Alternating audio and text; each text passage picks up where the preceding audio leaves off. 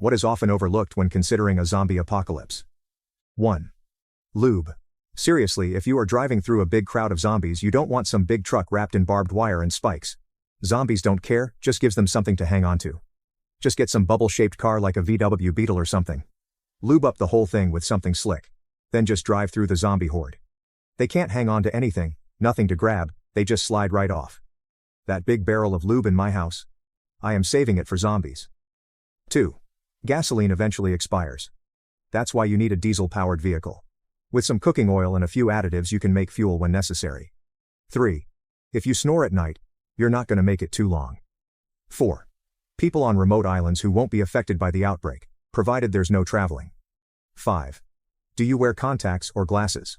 When society collapses, you're likely pretty fucked in the long term. 6. Bicycles. People forget these things exist in every apocalypse. 7. The fact that as long as you can survive about 64 days, then it will be over. Flesh rots. 8. Libraries provide a wealth of information. How to cultivate food, build shelters, give first aid, fix mechanical devices, provide entertainment, and so much more. In every zombie movie or show, or even any post-apocalyptic show, they also struggle with simple survival things. They show them learning by doing and constantly making mistakes, which will happen regardless of the information you have. But a library would be one of the first places I stop at in that situation. Knowledge is power. 9.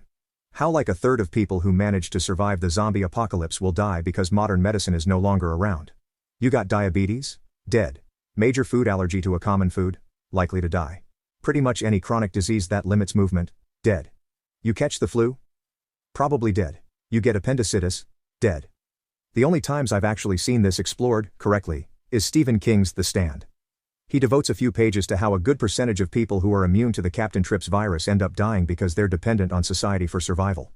The Walking Dead does touch on this too with the flu story arc in the prison, but it also ignores it completely with things like Carl's eye injury and Herschel's leg being chopped off and them being able to recover in a world that hasn't been producing new antibiotics for several years.